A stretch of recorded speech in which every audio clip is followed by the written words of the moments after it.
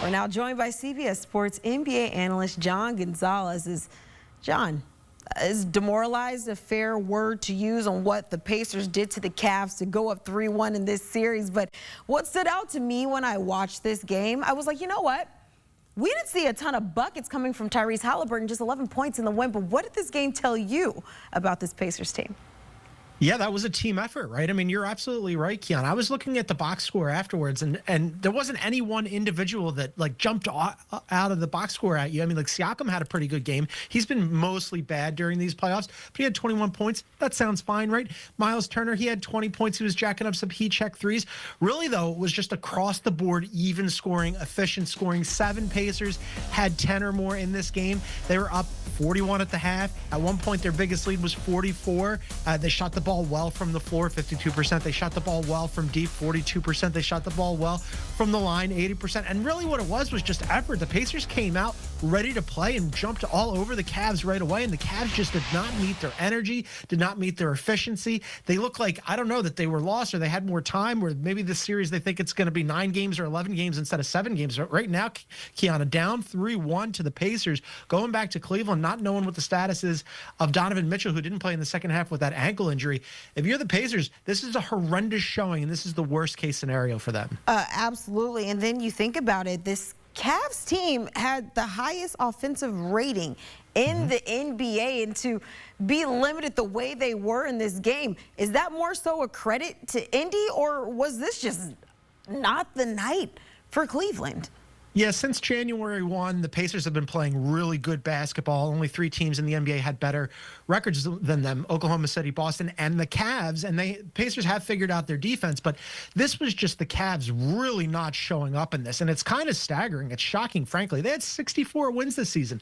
They're the best team in the Eastern Conference all season long. The only team that had a better record than them was Oklahoma City. As you mentioned, they had the best offense in the NBA all year long. Well, tonight, it was the Pacers. And in this series, it was the Pacers who looks like they have the better offense. The Cavs also had a top 10 defense, Kiana. They have 2 guys in Donovan Mitchell and Evan Mobley who are going to make all NBA. They have the defensive player in the year in Donovan Mitchell. They have the coach of the year in Kenny Atkinson, and they are 1 more loss away from starting their summer. Look, if they don't get out of this series, and it right now looks like they're not going to, this will be a lost campaign for them after having a fantastic regular season. But a whole bunch of people question whether or not that regular season would translate in the postseason, and right now, it is not translating. Yeah, absolutely. And it was literally about a week ago we were talking about the Cavs and the injuries that they were dealing with, being without 3 key players, and it's now like they can't catch a break because now you have Donovan Mitchell's ankle injury. You can't necessarily blame the loss on that, because they did trail by 40 before that injury, but what does maybe that do to the psyche of this team? Because now you have your backs against the wall, you're heading into your elimination game, your star is dealing with an injury, and you have all of these variables. What does that do to a team when you're entering this game?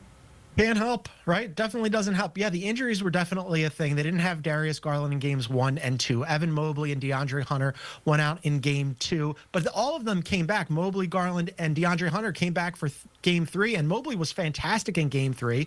Garland was good tonight and looked much better than he did in game 3. And then DeAndre Hunter also played again tonight and looked good defensively. Yeah, it's not great to have Donovan Mitchell go out with an ankle injury, but this is the postseason. Everybody's got to raise their level. You've got to overcome these injuries. Again, you are the #1 team in the Eastern Conference and the 2nd best team in the NBA all season long. Your offense completely abandoned you tonight. Your effort, your energy completely abandoned you tonight. So yeah, not having Donovan Mitchell for the second half, that absolutely hurt them. Not knowing his status going into game 5, that can't help.